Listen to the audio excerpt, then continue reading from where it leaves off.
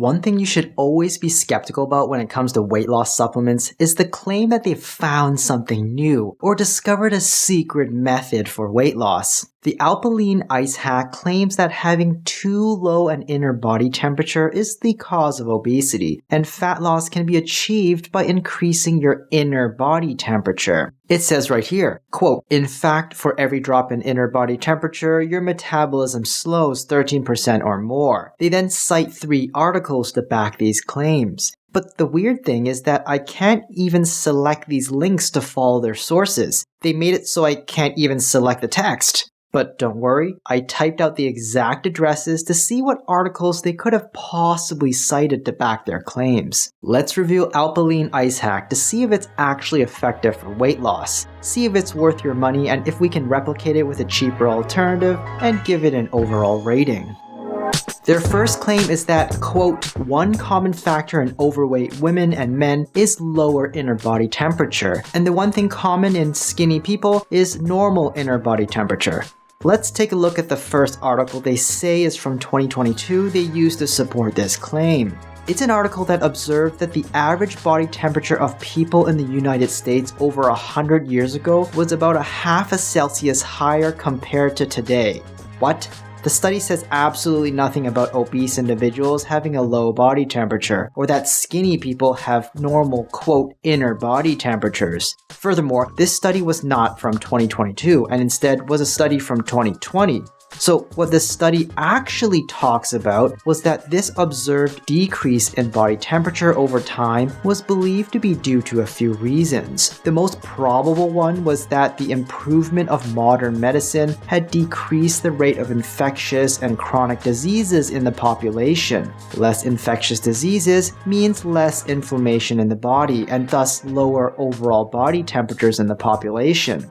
The study lists 2 other smaller factors, one being that all the people in general have slower metabolisms, leading to lower body temperatures, and the other being that modern improved heating and cooling systems in homes resulted in less need for our bodies to expend energy to cool or warm itself, thus resulting in lower resting metabolic rates. The article says nothing about the difference between the body temperatures of obese or non-obese people.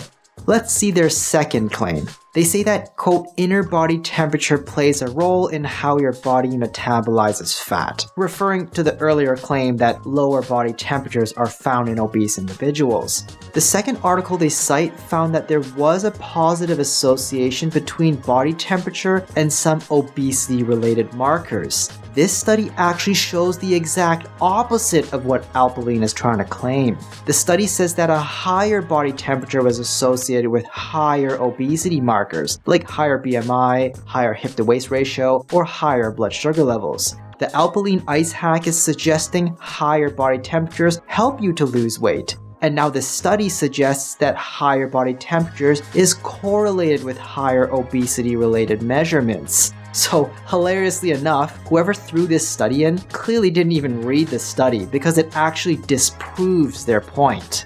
One final thing I'll say about this is that even if alpilean ice hack claimed the opposite was true, this would still be a faulty study. This study shows a correlation, not a causation. A correlation is an observation that X seems to be correlated with Y, but that doesn't mean X caused Y. A causation is the proof that X causes Y. So it's not the high body temperature that's causing the obesity.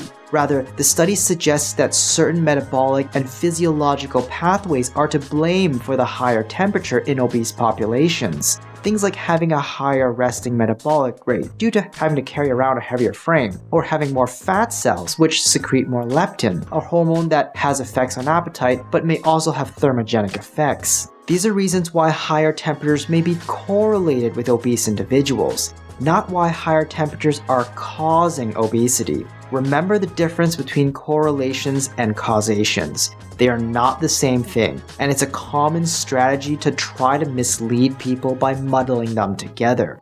For example, I could say that increased ice cream intake is correlated to drowning deaths. But this is a correlation, not a causation. That's because eating ice cream and people swimming are usually done during the summer months together, and it's actually the increase in swimming that is causing more drownings, not the ice cream. So, although ice cream and drownings are positively correlated, it's not a causation because ice cream isn't causing the drownings. But by muddling the two together, I could misinterpret a study that found that ice cream intake and drowning to be positively correlated and make the incorrect assumption that the two are somehow causing each other. Finally, let's take a look at the last claim. It says, quote, "For every drop in inner body temperature, your metabolism slows 13% or more." First of all, every drop of how much are you talking about? Celsius, Fahrenheit, centimeters? But let's look at the study. So this article is a review. Reviews don't actually test anything, they just kind of put a bunch of information together to suggest a hypothesis. The review suggests that increasing body temperature may lead to increased metabolic rates, and that each degree Celsius rise in temperature is associated with a 10 to 13% increase in oxygen consumption. They suggest that everyone has different levels of metabolism, and that lower body temperature may be one of the factors that can contribute to a slower metabolism. It doesn't really say how much it can contribute, but based on the article, it looks to be a pretty weak contributor. That's fine and all, except for the fact that alpilean is using this premise to say that low body temperatures is the cause of obesity, and raising it could help with weight loss. Nowhere in the study do they suggest that low body temperature is causing obesity, nor do they say anywhere that increasing it to normal levels will help with weight loss. The study only suggests that raising it might increase metabolism, not affect your weight. So while the specific premise behind alpilean ice hack is completely false, you might be wondering if your core body temperature can actually have an effect on weight loss. Based on the research, the answer is highly unlikely. While studies have found that obesity can potentially affect your core temperature, the idea that your core body temperature can somehow affect your obesity is not true. Additionally, studies find that obese individuals do not have a lower core body temperature than non-obese individuals, and other studies find no differences at all between obese and non-obese individuals. So all in all, your overall metabolism may slightly influence your core body temperature, but trying to increase your body temperature through saunas or hot yoga is not going to significantly change your metabolism. Certainly not enough to have you lose any fat weight, although you might lose some water weight due to the sweating, which you'll gain right back once you rehydrate.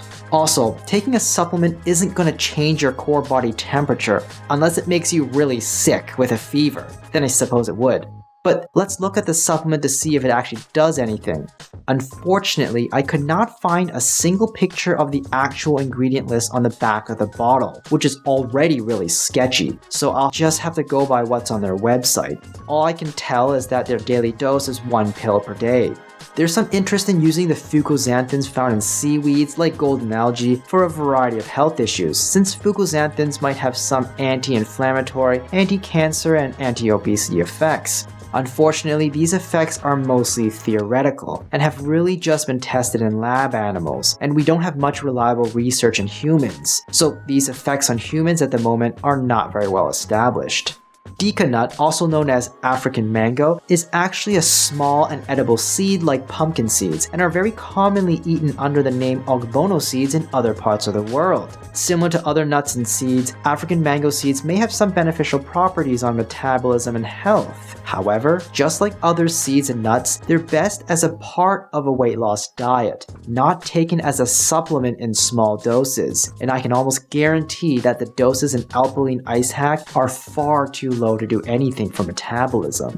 Drumstick tree leaves, also known as moringa leaves, are really only known for their traditional uses, but currently lack much evidence-based research. Their traditional uses include glucose control and reducing inflammation. There isn't really evidence that they actually help with those things. Even then, herbalists typically use 10 to 100 grams per day of these ground up leaves. Certainly not something you can fit into a small pill. Bigarade orange, also known as bitter orange, was once marketed as a dietary supplement for weight loss as an appetite suppressant. This is because bitter orange contains compounds similar to epinephrine, which is a stimulant. Unfortunately, bitter orange supplements were banned in 2004 when the FDA banned the use of any ephedra-like stimulant substances in supplements, since these compounds have been linked to a number of cardiovascular problems. Whether it was unfairly banned or not is another topic of debate. Nonetheless, bitter orange supplements nowadays can only contain the citrus bioflavonoids and can no longer contain any of the epinephrine-like compounds. So it has become no different than any citrus bioflavonoid supplement, which, like vitamin C, is alright for general health but has nothing useful for weight loss or obesity. Ginger is a traditional herb used for its warming properties, and there's some evidence it can help diabetics with blood sugar control. There is also some weak evidence that it might help reduce weight gain, although there's no evidence it can be helpful for weight loss. However, studies are using many grams of ginger per day. Again, there's no way you can fit that much ginger into a single capsule. There's a decent amount of research into turmeric for a variety of medical conditions, including some evidence to suggest that turmeric might help with things related to obesity, like inflammation. However, we have no good evidence to suggest that taking turmeric will actually help with weight loss. Typically, the doses for helping with inflammation are quite high, in the gram amounts, and it's difficult to fit into a single ingredient pill by itself, let alone a multi-ingredient supplement, so I'm pretty confident that alpilean ice hack likely doesn't have enough to be useful anyways. Safety-wise, I'm not really sure what to say. While the ingredients it lists are likely not going to harm you or help you at all, I don't have a complete ingredient list, and finding this information online is extremely difficult. If the supplement is going to be this sketchy about it, I don't have very good confidence that the supplement is going to ensure that the ingredients it uses are safe or have been tested for hazardous contaminants. Overall, these ingredients create a supplement that is absolutely useless. The marketing tries to bring a new premise to weight loss by claiming you need to, quote, target your inner body temperature. But it uses a premise that is false, and uses ingredients that aren't going to do anything for your inner body temperature, or weight loss for that matter. Because nothing is useful in alpilean ice hack, it's hard to compare to other alternatives. But if I had to come up with the closest thing based on their ridiculous premise, I would probably say ginger, since it feels kind of warm when you eat ginger, and there is some research into it helping with blood sugar control in diabetics, which could possibly translate to some weight control. Again, it's not really going to help you lose any weight, just potentially reduce weight gain if you're diabetic. In that case, you would need to take a ginger powder or blend the whole ginger into a smoothie for it to have some benefit. Studies typically use around 1 to 3 grams of ginger a day. Rating alpilean ice hack by effectiveness for weight loss, I'm giving it an F. I don't expect it to do much of anything. Even if you have diabetes, the doses it uses are likely so low it probably still won't do anything. Rating it by cost, I'm giving it an F. It's pretty expensive for such a useless supplement. Rating it for safety, I'm giving it a B. Although the ingredients seem mostly safe to take, the lack of information about this particular supplement makes it really sketchy to take. Overall rating, I'm giving an F. I would recommend you stay away from it.